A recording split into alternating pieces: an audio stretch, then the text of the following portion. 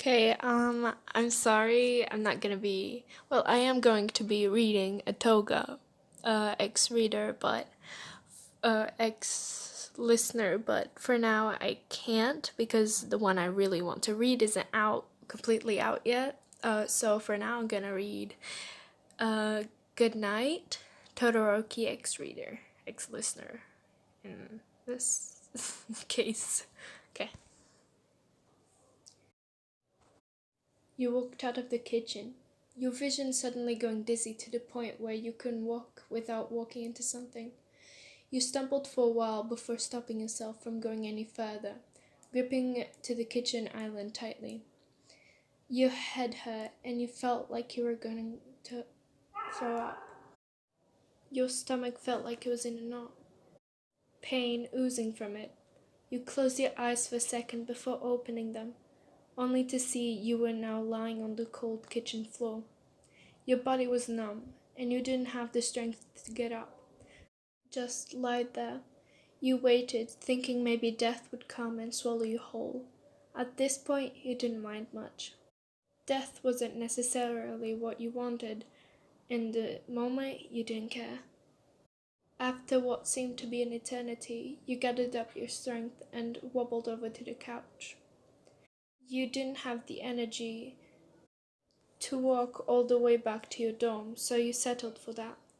You heard someone approach from not far away, but by the time you were on the couch, your body refused to move. You saw a shadowy figure loom over you. A reaper? Listener? They called out. They sounded familiar, like someone you would hold close to your heart and love for the rest of your life. Shoto? You called back, your voice dry and quiet. Yes, it's me, Shoto. Are you okay? As he kneeled next to you, I heard a loud noise. It sounded like it hit the floor, he said as he pressed his right hand on your forehead, cooling it down to wake you up a bit. I'm tired, you respond, your voice still dry, in desperate need of a drink. Todoroki let out a quiet sigh. He knew your sleeping patterns were unhealthy, and he was wondering when it would finally catch up to you. Stay here. I'll get some water. Then you're going to bed, he said, as he got up to get you said water. You were lying there for what seemed to be another eternity before your boyfriend came back, giving you the water he promised. He even put some ice in it. You tried to sit up to drink it, but your head started pounding as soon as you did.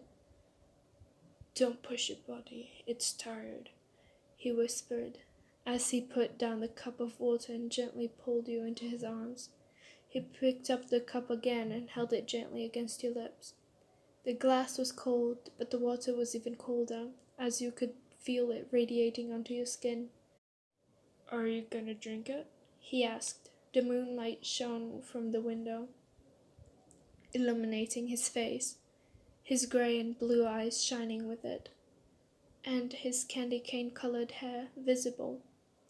You may not have been met with death nor reaper, but instead with an angel, which you honestly preferred much more. You nodded and took a sip of the water. You have never loved the taste of water so much in your life. It was equivalent to getting blessed from God. Oh, you finished that fast, Todoroki said, looking at the empty glass. I was thirsty, I guess, you whispered as you shut your eyes again. The drowniness was coming back. Now that you had your water, you wanted to sleep. More than you ever have, for that matter.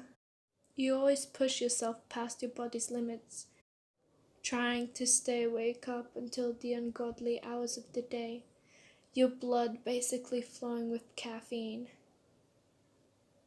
Okay, I'll take you to bed now, he said, as he placed you back on the couch to put the empty glass away. As soon as he came back, he brought you into his arms again and headed to your dorm. Before you knew it, You were at your dorm. Todoroki gently placed you in your bed, giving you a small kiss on your forehead while doing so. As soon as he turned around, you felt his presence leaving. Shoto? You mumbled out, getting his attention. Yes, listener? Do you need something? He asked as he came back and sat next to your bed. Can you stay? You asked, barely being able to stay awake. Okay, he answered without any hesitation in his voice. You gave a lazy smile before blacking out, feeling his hand rest on yours. You woke up in the morning, the sun rays peeking in from your window, shining in your eyes. You felt different from when you went to sleep. You felt comfort, but 10 times more than before. You rubbed your eyes and tried to get up, only to feel protective arms wrapped around you. Oh, you whispered, as you realized that you had slept on top of your still unconscious boyfriend. His red and white hair was a mess, but you couldn't help but run your hands through it. Your fingertips brushed against it, so soft. The sun shifted, now illuminating his face, waking him.